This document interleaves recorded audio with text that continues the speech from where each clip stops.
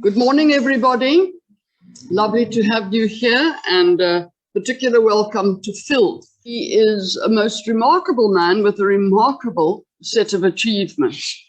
He was educated at Xray High School in PE and St. John's College in Johannesburg. He studied at the Medical School of Wits, where he obtained a radiology degree, and then also degrees from Canada and the USA.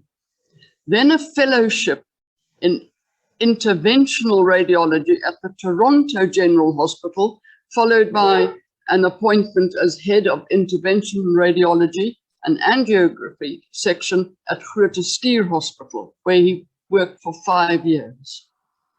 Whilst there, he became a principal specialist and principal lecturer with over 40 publications.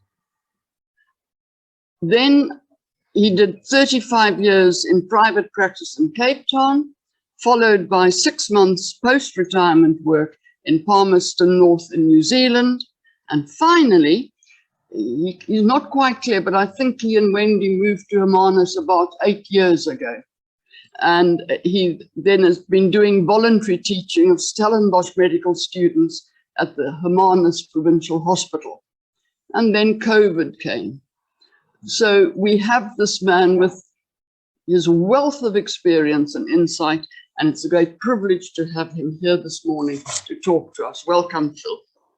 Thanks very much. This is actually, I have given a few talks, mostly on genetics. In fact, I got interested in genetics. Now, this is the first talk I'm giving on my specialty, radiology. So I've got a peculiar title for you. The talk's about the discovery of X-rays and about CT scanning, but I've chucked in the Beatles here, and we'll see what role they have to play. Our story starts in Germany with this fellow. He was Wilhelm Conrad Röntgen, who worked in Würzburg in Germany. He discovered X-rays by accident on the 9th of November, 1895. And for that, he was awarded the inaugural Nobel Physics Prize in 1901. Now, at the time, he was playing around with this device called a Crookes tube, and a lot of physicists and electrical engineers were playing around with this instrument. And what it is a cathode ray tube. You can see from this little nipple here that the tube was evacuated. It was a vacuum tube, sort of. And when a strong electrical potential is put across this thing here, which is the cathode, and this here, which is the anode, then rays get produced and surge across the tube. At the time, they didn't know what the rays were. They simply called them cathode rays. We know now that they are electrons. So here it's connected up to electricity, and here the electricity is switched on. You'll notice here there's a piece of metal, a iron cross, that's been put in the path of the rays, and that the rays get absorbed by the metal and cast a shadow at the end of the tube. You'll also notice the colors of this tube. So the tube was evacuated, but incompletely. If it was a complete vacuum, there would have been no electrons flowing. But because they left a little bit of air inside, the electrons from the air molecules could produce the cathode rays. And the other thing to notice that's quite interesting is the colors, because you've got green at the end here, and you've got blue making up most of the tube. And these are in the proportions of air, right? 4:1. And this is exactly the same phenomenon that you see in the Borealis. So you have charged particles meeting molecules of gas and emitting light. So oxygen emits green light, and nitrogen emits blue. And the principle is, of course, we used in our TV screens that we all had at home, the cathode ray TV screens, Because why? If you put a magnet next to this electronic beam here, you can deflect the beam. If you have a negative pole next to the negative electrons, the beam will deflect away from the magnet. And if it's a positive pole of the magnet, it'll be drawn towards it. And in this way, they created television so that the beam could move back and forth and the image could be created. Now, Röntgen wanted to know if the cathode rays went beyond the glass surface at the end of the tube. And he set up an experiment in his lab. He put a cardboard box, a black cardboard box around the tube so that light couldn't get in or out. He then set up his generator and put the electrical potential across the anode and cathode. He dimmed the lights in the room and he switched it on. What he discovered when he switched it on was that something down here, not near the end of the tube, started shimmering. Now, he'd made up a fluorescent plate for part of this experiment. He used stuff called barium platinocyanate, painted it on the glass. Then he switched off the electricity and the light went out, shimmering light, switched it on again, started shimmering. So he thought, that's funny. So he switched on the lights in his lab, and the plate had been covered by a piece of paper. So he was trying to find out what was shimmering, and sure enough, it was this fluorescent plate. So he couldn't understand it because it was out of the path of the cathode rays. So there was another ray that had happened. He didn't know what it was. And being a physicist, X is the unknown quantity, so he called it X. So these were X-rays. Now, he was very, very excited, but he didn't think anybody would believe him. He thought they'd think he was daft. So he shut himself in his lab for about 10 days, and he investigated the properties of his new X-rays. He discovered that they could go through paper, that they could go through wood. If he held up a piece of lead next to his screen, he found not only could he see his skeleton, he was the first man to see his skeleton without taking the skin off his hand, but the lead absorbed the X-rays.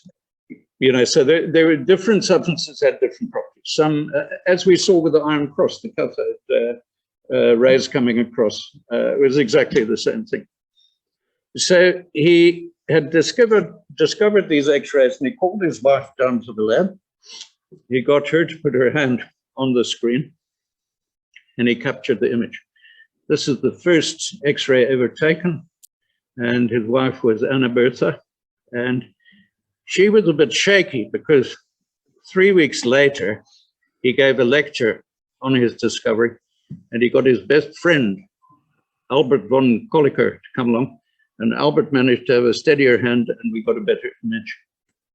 This is just to show you Albert's X-ray and the modern one. The modern one here is a CT reconstruction of the hand. It's not just a simple X-ray. And you can play around with the pixels, and I'll explain to you, they're called voxels that they use now in imaging. And you can cancel out any tissues that you like. So in this image, the muscles and tendons have been largely canceled out, the veins have been retained, and the bones have been retained. They soon started doing other parts of the body. So here's a chest X-ray, and this is the first time a heart was seen without the chest being opened. So in the middle, this gray shadow is the heart. They played around in the laboratory. You know, here's a chap with his hand on a fluorescent screen. Now he's looking at his skeleton there, and another chap down here taking a picture of his hand. The tube is up here, and you'll understand that the X-rays are actually going everywhere. That these guys, although they're getting irradiated here, the X-ray beam is coming through their hands, it's also going to their heads. So there's no coning of the X-ray beam, there's scatter radiation everywhere. When X-rays were initially discovered, they were largely of entertainment value. So here was a fair, probably in London, where you could see wondrous X-rays, and for threepence, you could have an X-ray taken and they could count the coins within your purse.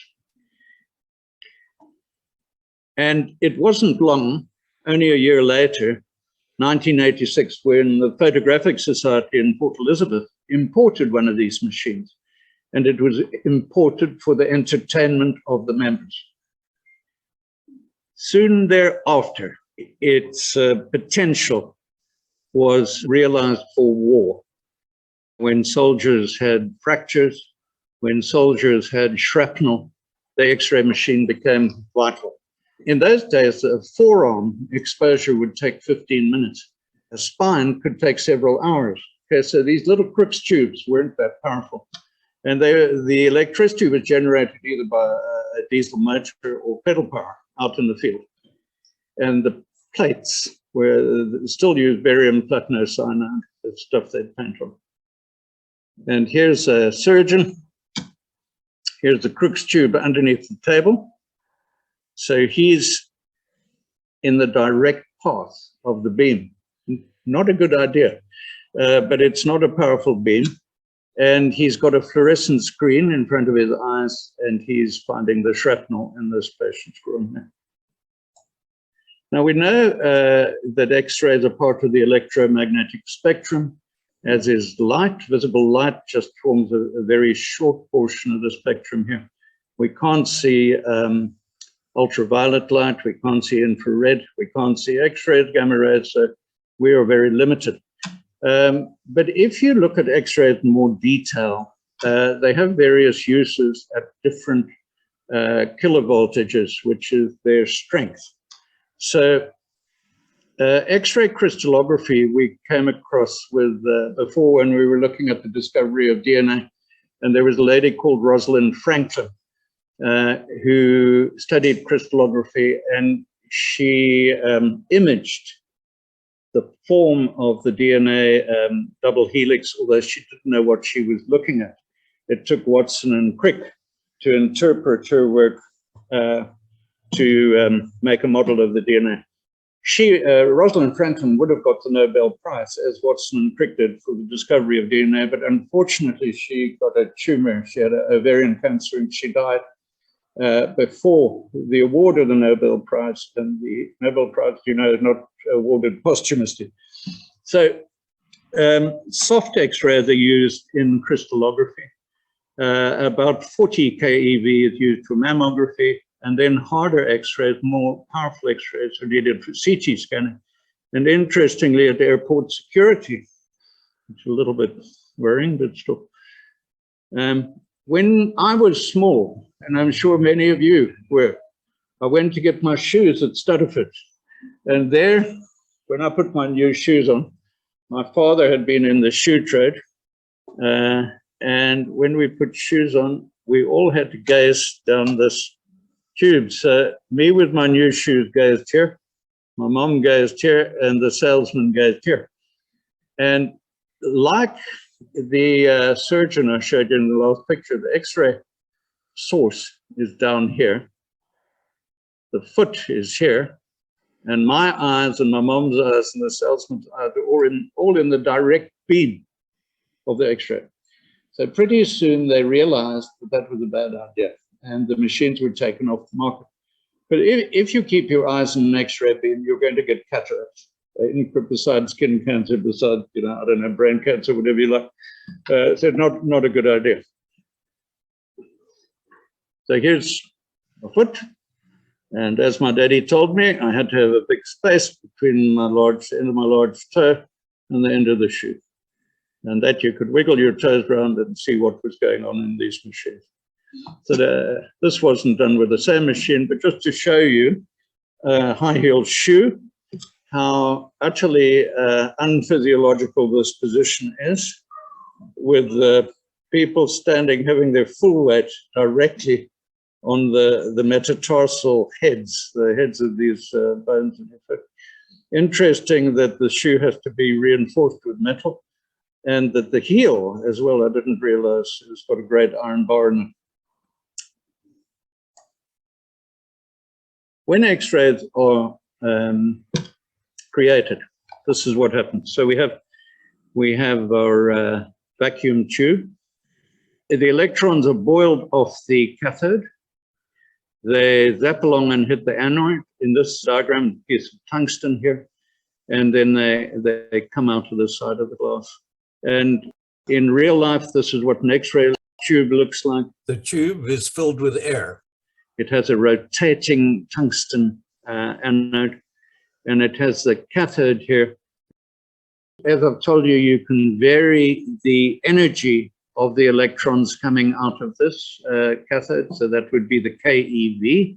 You can vary the number of X-rays coming out, and that would be the MA, the amperage. And you can vary the time of the exposure. So those are the three variables we deal with in taking X-ray. In real life, this is what they look like. And you all know, all been for X-rays, so the tube is up the top here. The beam coming out of the tube is coned down, so there isn't a lot of scatter radiation. And there is a light there generated showing exactly where the beam is going to go. So Gillen, who was head of the radiography school at UCT, would have taught her students how to do this.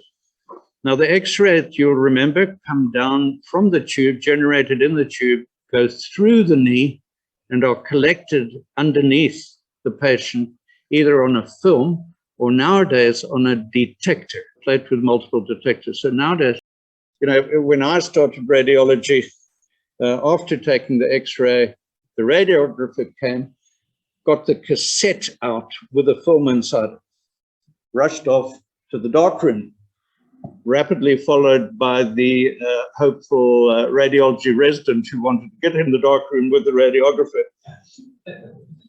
And then they processed the film as you would a normal photograph. So it went into developer, fixer, washer, and then it was spat out of a dryer. So it took some time from when the X-ray was taken till when you actually got the film to read. Nowadays, that's the film is collected in a digital cassette, goes through a digital translator, and immediately is available on a computer screen. It's much quicker, and the image can be manipulated, as you'll see later. When we talk about exposures, just like photography, a short exposure, it doesn't give much X-ray, and a long exposure will the film will get blackened. There are various densities that are used in radiology, radiography.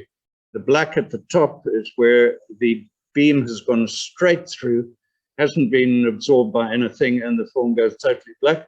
And the opposite is true of this shoulder prosthesis here. The patient has had a shoulder replacement, and that metal, the metal absorbs all the X-rays so that none go through to the back. And then bones are sort of a bit in between. So you've got your clavicle here, your scapula here, and your ribs, vertebral bodies here. This is the modern chest X-ray. It's a digital image, We've got the heart in the middle. This side of the heart is the right atrium, and that side of the heart is the left ventricle. These are the diaphragms down here at the bottom.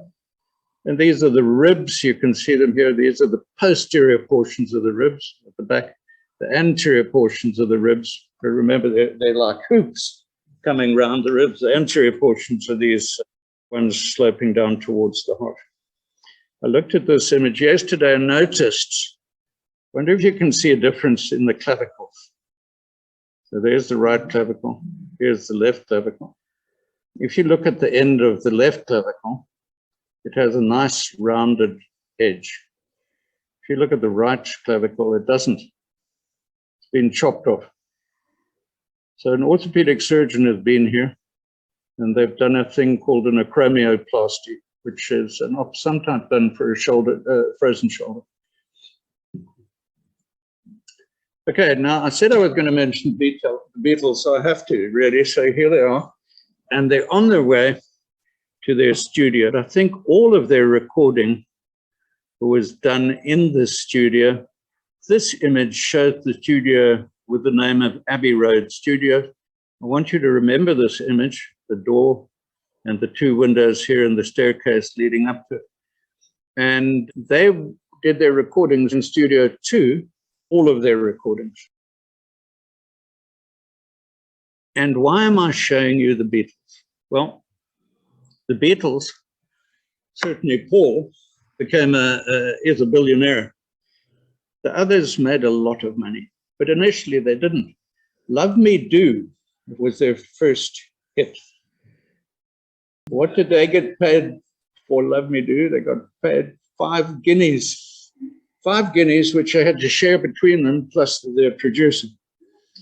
So where did the rest of the money go? Love Me Do was an international #1 hit. They got 5 guineas, but the studio got lots. A substantial amount of money was donated by the musical side of EMI to its research branch for development of CT scanning. So let's go back to when they did Love Me Do. The studio wasn't called Abbey Road, it was called EMI, EMI Recording Studios. You can see this exactly the same entrance. And EMI stood for Electrical and Musical Industries. There was research going on, not at the studio, but in different branches of this company. And there was a fellow there called Godfrey Hounsfield. Godfrey Hounsfield was a fellow with a tremendous imagination. He was an ideas man. He thought up problems and then he thought up solutions. And the problem he thought of at this time was a wooden box filled with all sorts of things. You know, say his childhood toys, his marbles, his teddy bear, his books, his dinky toys, and Meccano. And he thought, if I take a picture, an X-ray of the box from the top, I'm going to see all these things jumbled inside. The images of my Meccano set, my dinky toy are going to be superimposed on each other. So I won't actually know what I'm looking at, or I may not. And he thought to himself, if I took images from the front and from the side and at angles in between, I would be able to create multiple images and I would be able to see exactly what's in the box. That was his idea. He never got to doing that. That was his theory. But when it came to the skull, he carried his theory further, as we shall see. So we're just going to pause here. This is obviously a skull X-ray. And I just want to show you what you can see on a skull X-ray. You look at this, but to the trained eye, it's unbelievable what you can find. So let's start here. At the bottom, we have our vertebral bodies. So that's C1, first vertebral body, second, third. In between this space here, this white line here, and that white line there, is the spinal canal. That's where the cord runs. Bubbly stuff here is the mastoid air cells. So if you get mastoiditis, you get an infection in these cells. This C-shaped cup here is where the pituitary fossa lives. This darkened area here is the sinus, the frontal sinus, ethmoid sinus. Get sinusitis, you get trouble in those. These lines here are the nasal turbinates. They are soft tissue projections in our nasal cavities. And when I see people on TV getting swabbed for COVID, and I see the direction that the swabs put, a lot of them put the swab straight up here, that direction, up toward your eye, because they think that's the way the nasal passages run, but they don't. The nasal passages run parallel to the base of your skull, as you can see here. So when people stick things in your nose, make sure they go straight back, not up. So here again is the hard palate, this bone here. This is a man. We can see that because the angle of his jaw is quite acute. Females are different. He's had root canals like this. There's a root canal. He's had his fillings here, another root canal there, another root canal there. Here is the beginning of the trachea, this dark pipe coming down here. And then this little bone I wanted to show you is the hyoid bone, which you may have heard of if you follow various murders. When people get strangled, that bone gets broken. And that's how the pathologist tells if it's a manual strangulation. The hyoid bone gets broken. So here we had a skull, and a neurologist friend of Hounsfield was telling him about the problem they had with neurology, that they had this closed box, like Hounsfield's wooden box, but they couldn't tell what was inside it. If they did an X-ray of it, all they saw was the bone. There was a way, if the patient had a tumor in the brain or an aneurysm or whatever, you could put dye into the arteries. That's the work I used to do. That's called angiography. And you could look at the vessels in the head and see if they were displaced one way or the other. And then you could calculate how far back, how far forward or back the displacement was, and then the surgeon would know where to make his hole. Hounsfield thought, I can solve that problem for you, like my box. And he went on a walk through the forests of England, and he came back, he thought about it, and he came back and he drew this drawing. And this was how he was going to solve the problem. He was going to have a pivot at the top, he was going to have an X-ray tube at the bottom, and he was going to rotate the X-ray tube around the patient's head. He wrote here that each revolution is going to take 3 minutes. And that's what it did. So Hounsfield and a fellow called Cormac, Alan Cormac, who all Rondebosch boys will know was a Rondebosch student in Cape Town. He went to UCT, and independently they thought of how they could solve this problem, which was eventually going to become CT scanning. Cormac went to Rondebosch, was awarded, besides the Nobel Prize these guys got in 1979 for medicine, Cormac got the Order of Mapungubwe, which is our highest award in South Africa. The award shows the hillock of our oldest civilization, Mapungubwe, with a golden rhinoceros, which was found there. Here was the first CT scanner made by the company EMI. It was a dedicated head scanner. And this thing at the top, this big square block, is called a gantry. And the gantry, as I explained to you with Hounsfield's idea, could move. And it rotated to a degree around the head. And it produced slices. CT scans produce slices. That's what the word tomogram means. So tomogram is like if you get a loaf of bread, sliced loaf of bread, that's what you can do radiologically looking at pieces of the body. So with the CT scan of the head, he's taken scans in the horizontal plane, the vertical plane, and one at 45 degrees. There are 60 scans here, 60 times 3 minutes. This scan took an hour and a half to produce. So the patient had to lie there as still as they could, hour and a half. The results from the different planes went to a processor, and you'll remember these double reel jobbies that we had as computers a long time ago. And then went to a CPU, and hey presto, tomorrow morning you got your image.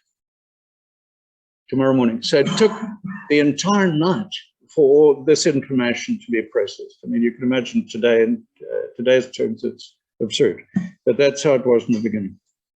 And this was the first CT image. Now, we've seen this as the bone, the white stuff on the outside. You can see a white line in the middle, which is the dura, part of the linings of the brain, separating the hemispheres, cerebral hemispheres from each other. And you can notice an egg here. And this is a cyst.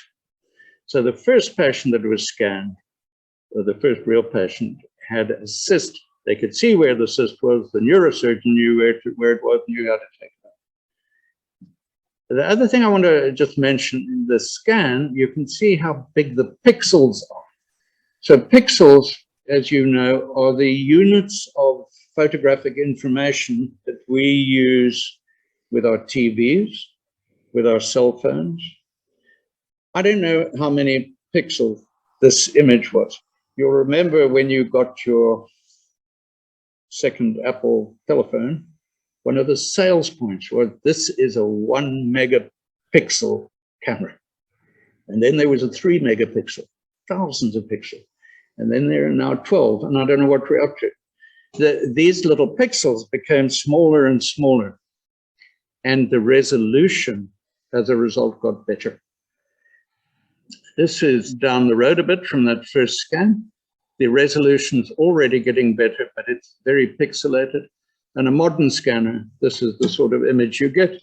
And just again to explain what you're seeing, these are the gyri. You all know what a brain looks like. And so we have sulci and gyra. If we get dementia, the spaces get bigger than the solid bits. In the middle of the brain are ventricles. They contain water. And the water is produced by these things here called the choroid plexuses. They're knots of blood vessels, and they produce the fluid inside our brain. This fluid circulates in our brain, down to the spinal cord, all around inside the brain.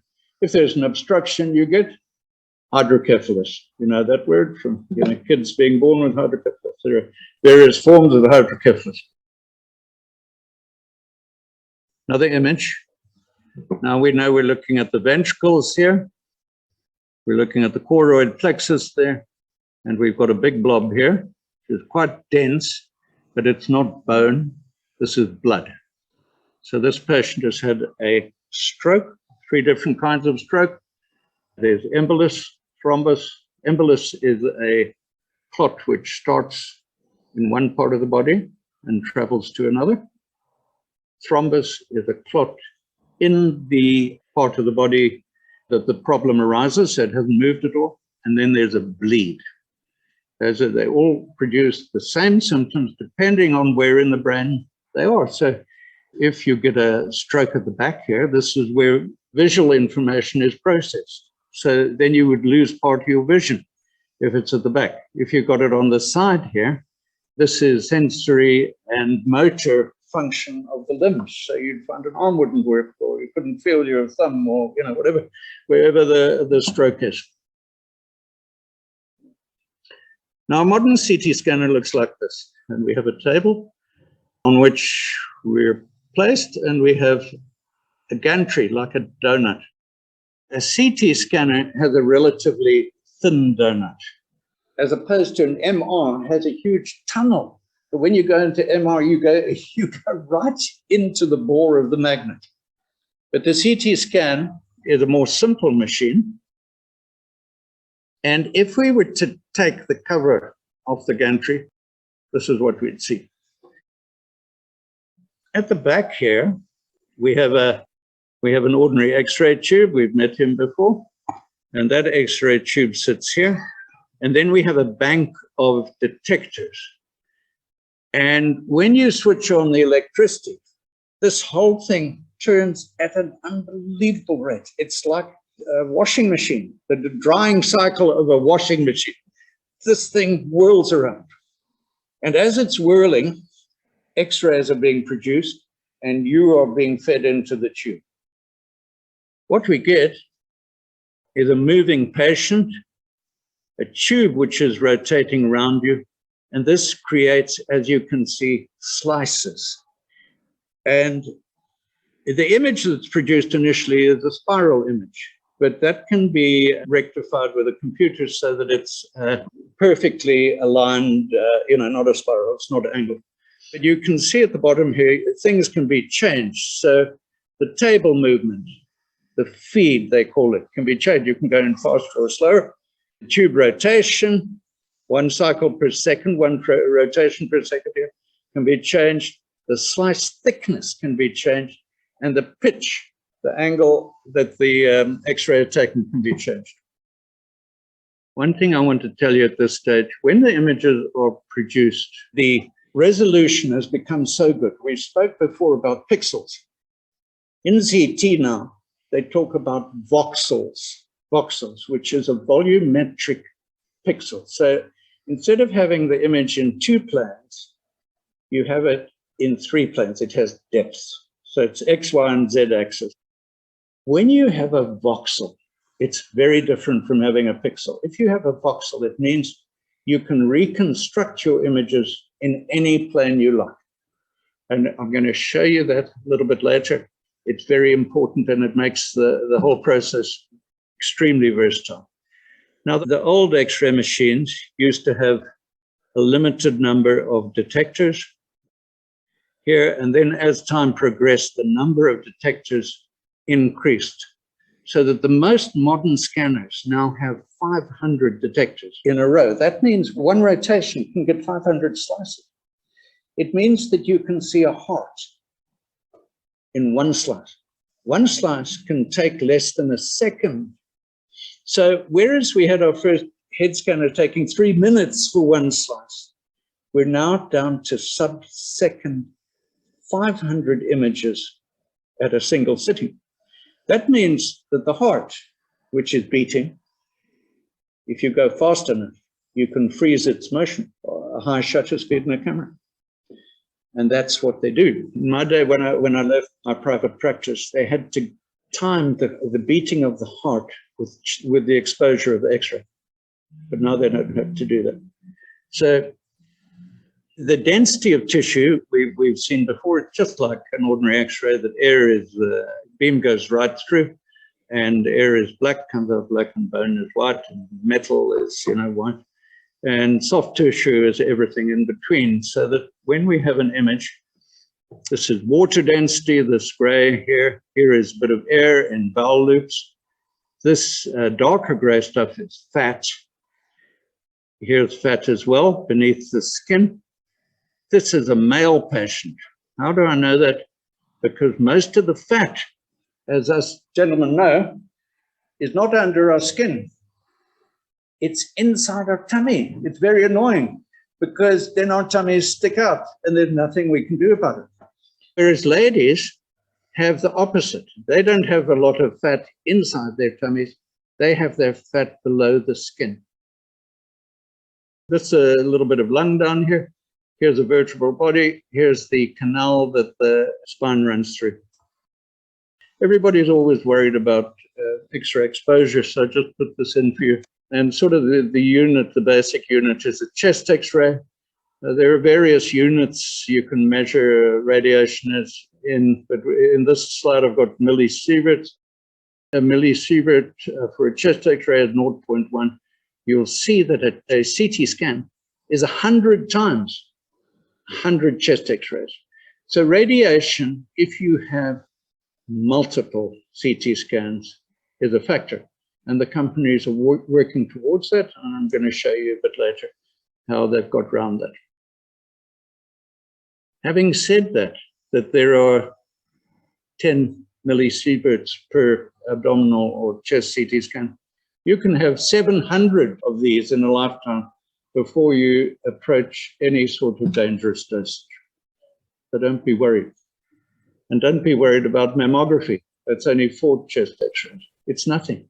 You're not going to get cancer from having a mammogram. Just as you'd have to have like hundreds of CT scans to get in trouble. Scans are used for animals as well. At the end of the day, our animal list used to come in for MR and CT. This is probably a scanner at honest report. It has a very special table. So if you go for a CT scan, they'll ask you to remove metal objects. They may give you oral contrast, and the idea of that is to stain your gut, stain your stomach, stain your intestine, so you can tell a lump from a stomach. Equally, they give you intravenous contrast, and you can tell an artery from a lymph node. And then they ask you to stay for 30 or 15 minutes afterwards, so make sure you don't have an allergic reaction as per COVID. When you're given the injection, the blood circulates through the heart, comes down the superior vena cava, right atrium, right ventricle, through the pulmonary valves into the pulmonary arteries, goes through the lungs, back in the pulmonary veins, left atrium, through the mitral valve, left ventricle, aortic valve and then into the aorta. Now, once it's in the aorta, you will feel a warm flush going all the way through your. Ladies often feel as if they're urinating, and men feel they might be having number two, but these are just sensations that you have. They're obviously not real. Now, here's what I was talking about, a sub-second image of the heart. Here's a typical modern CT image of the heart, showing the right coronary artery here, the left coronary artery here. That's called the anterior descending branch. It's often one that gets in trouble, and people have stents put in. If you look at this image, here's the right coronary artery coming down, and look here, there it stops. Can you see? So this patient has either had a plaque which has occluded the artery, or he could have had an embolus, a little clot coming from elsewhere into this artery and causing the blockage. In this case, the patient would go on to have an angiogram. I'm sure some of you have had this. This is just a picture demonstrating a narrowing, a severe narrowing, 90% narrowing of the LAD, the left anterior descending artery. And what they do for that, they either put a catheter up your arm or up your leg. Here it goes, come up the leg here, into the right coronary artery, like the patient we just saw. They then visualize the narrowing, just a drawing of how it looks. They put in a little catheter, and on the catheter is mounted a metal stent. The balloon on which the catheter is mounted is put through the narrowing. The balloon expanded to many atmospheres of pressure, and then the balloon is collapsed, leaving the stent in place. Now I'm just going to go through a few images with you, try and teach you what we see. So we've been, other lectures I've spoken about colonography. All of you, I hope, have been for your colonoscopies. After 50, you should have them at least every 10 years, unless you've had colon cancer in the family, in which case you should have it when you're younger. This is an image, which a CT image, the CT reconstruction showing the colon. The image has been manipulated. As you can see, all the muscles have been subtracted, and they've left us with the aorta, the blood vessels at the back, the bones, the vertebrae here, and the pelvis. But the main thing we're going to look at is the colon. So down here in the right iliac fossa is the cecum, the appendix. If it hadn't been taken out, would be hanging off the bottom here. Then going up the right-hand side is the ascending colon. There's a bit of redundancy. They call this folds which form. Transverse colon going across here. Descending colon here. And then you can see a whole lot of irregularity. Now, this irregularity is due to spasm in the colon, number one, or perhaps pre-diverticular disease. I don't know how many of you know if you've got diverticulosis or not, but your colon would have looked like this before the little sacs, the little diverticulae arrived. Now, I wonder if any of you spotted the cancer. The cancer is here, right here. Can you see the colon has a narrowed, the channel is narrowed here. And for some bizarre reason, radiological images are often named after food. So this particular bit of colon is named after food. And what is it? It's called an apple core stenosis, an apple core narrowing. And if you think of your apple and you chewed all around your left there, that's exactly what it looks like. That's an apple core stenosis, which is totally typical of cancer. I'm going to show you a few other images, which I hope I managed to do. Now, this is a CT reconstruction. Now, remember these voxels I spoke about. Now, when you have voxels, you can reconstruct the image in any plane you want. If you can do that, you can rotate it. And you can change the density of things that you're looking at. So in this part of this image, we're looking at the skin, and we're looking at blood vessels on the skin. And as the image is rotated, so they're going to start subtracting things. So that here, now the skin's gone, we're left with tendons. going to the toe, tendons going here to the other toe there. We're going to subtract the muscle and subtract the tendon. What I think, if I show you what you're seeing, you can see more. To just see an image rotating in space doesn't help you. But if you know what you're looking for, you can see so much more. So here is the Achilles tendon coming down and hitching on to the heel bone, the calcaneum. We're going to subtract the soft tissue away, so we're left with only bone. And in this image, so we've got the tibia here, you've got the cortical bone on the outside, the hard stuff, which allows us to bear weight. And then there's a hole in the middle, and that's where the marrow is. It's not really a hole, it's like toast in there. Here is an artery coming down the back. It's calcified. This patient is either old or he's diabetic, maybe both. Calcified arteries happen. And then look here, this is why the scan was done. See here? There's a fracture of the calcaneum. Skull CT, reconstruction. The reason it was done was because right here, there are all the blood vessels in the head. Right here is a balloon. That's an aneurysm. And back here, a whole nest of abnormal vessels is called arteriovenous malformation. Both of these can bleed. Both of them can cause strokes, often fatal. And you don't know you have them. I put my children through the MR scanner when we first got our MR. Put both my boys through the scanner to see whether they had aneurysms. I did myself. I think you don't know. Getting back to what we spoke about before, here's the nasal turbinates when they put tubes in your nose. So there's the aneurysm. We're going to just rotate around it, have a better look at it. Shows the surgeon how to approach it, which branch it comes off, how they put a clip there at the bottom of it to seal it off. These are more difficult to treat.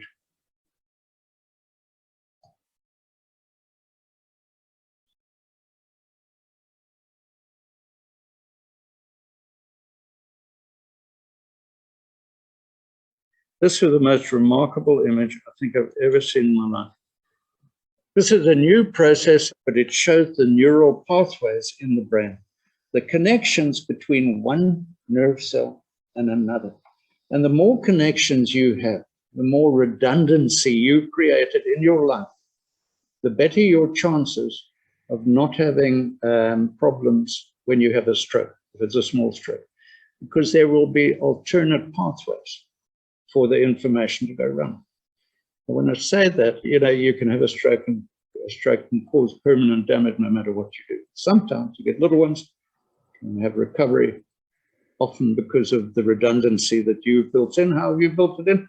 You've come to U3A, you've stimulated your brain, you've played bridge, you've done Sudoku, you've done crossword puzzles, you've learned a language, you've created new pathways. And here they are. I'm going to stop it at one point a little bit later. Our machines couldn't do this.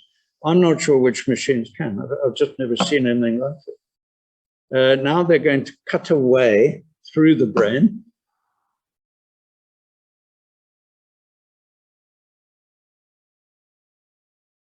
What I wanted to show you here at the base of the brain, this is the optic nerve which goes to your eye. As I told you before, the information is processed at the back of your brain, the visual cortex. And here you can see the connections. Look at that, going from one to the other. It's astounding, absolutely astounding. Another image here. I've just got to stop this. So again, we're changing densities, we're getting rid of tissues. Now we've got all the ribs. Patient's in the ICU. He's very skinny, not got a lot of subcutaneous fat or muscle. And here's the reason the scan was done. Look at this. See the fractures of the ribs They thought obviously he had some complications, so they got him a CT scan. But in fact, everything else looked pretty good. Here, just to stop here, is the kidney. Here's the aorta. There are branches of the lung, arteries in the lung, and here is the heart.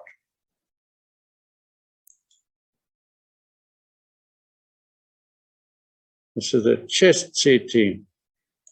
And the thing to notice as we go through this, the lady patient, she has breast tissue and she has nodules. And you see these little nodules. As we go through the scan, you'll see lots of them. Little nodules, look at them, all over the place. These are called cannonballs, and these are secondaries or metastases, spread of cancer.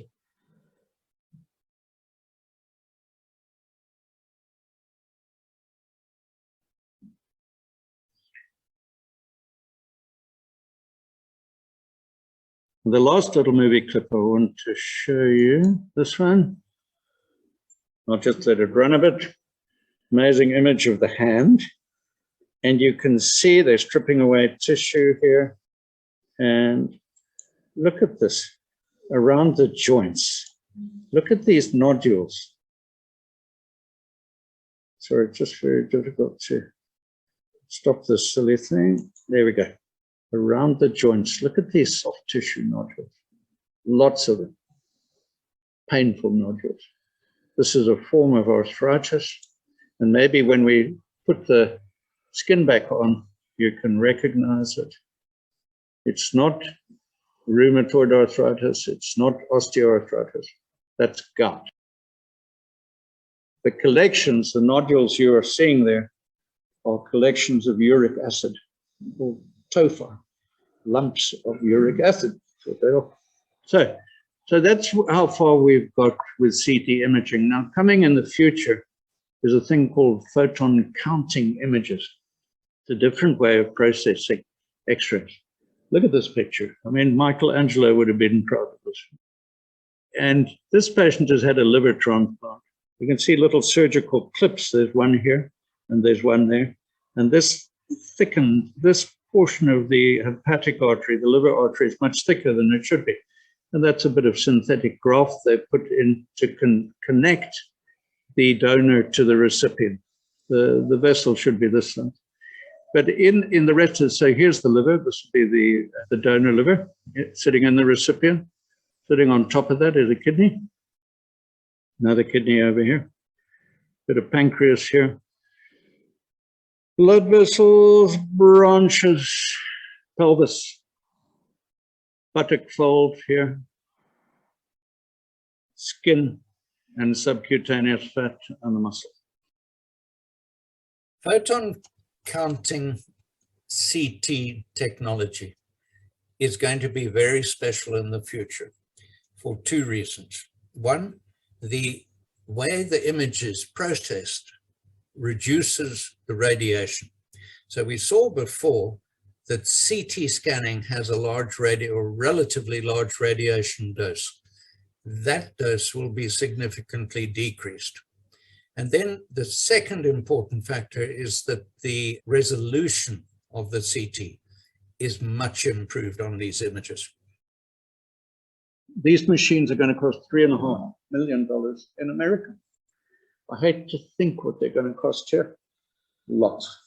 And because the machine is so expensive, and because the likes of me have to go to the med bank and say, please, sir, can I have 50 million rand to buy one of these machines?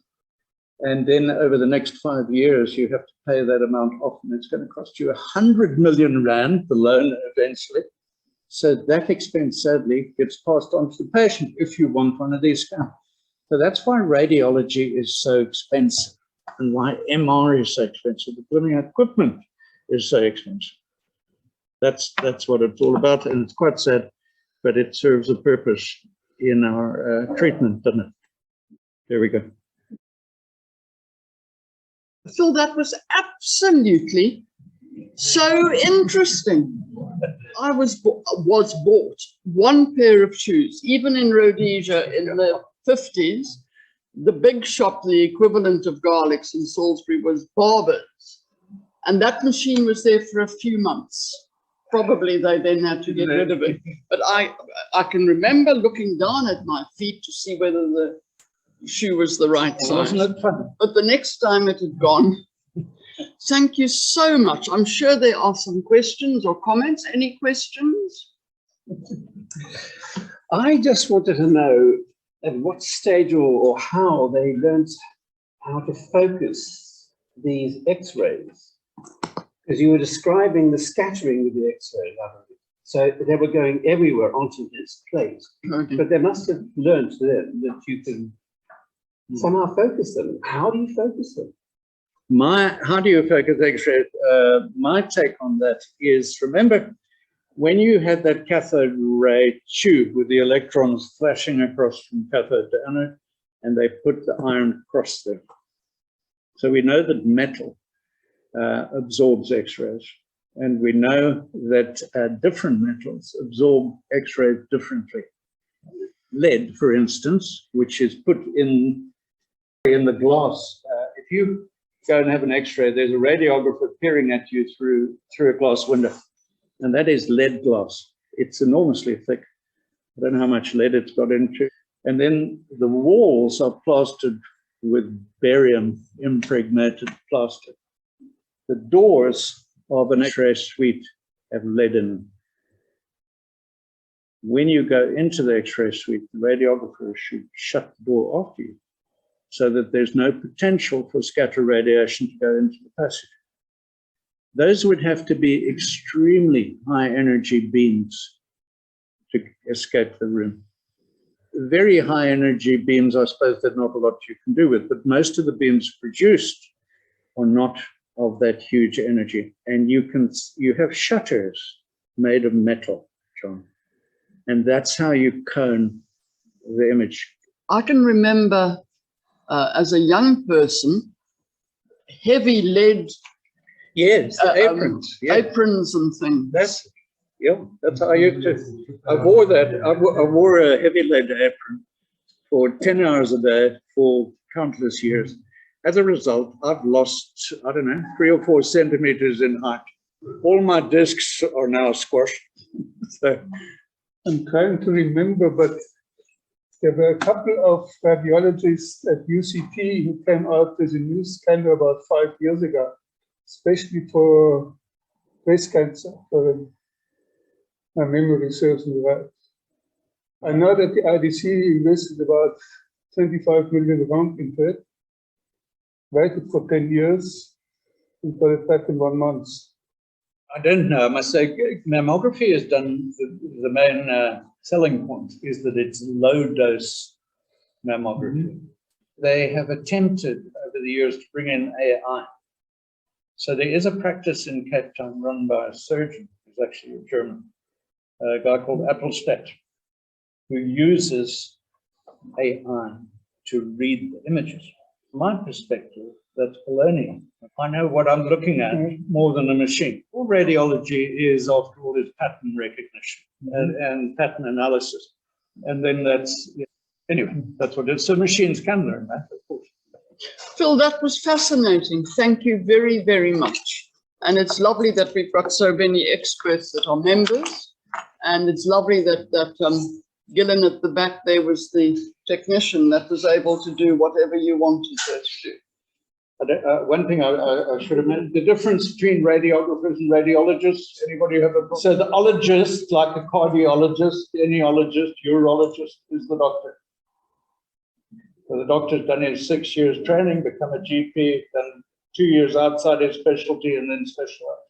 So for me, that was 13 years of university training. Radiographer nowadays is a degree, Gillen, am I correct? 4 or 5 year degree, depending on the university. And Gillen they learn how to process images, how to take them, how to position. It's a real art. Taking X-rays is not just pressing a button, it's an art. Thank you very much. Thank you, everybody.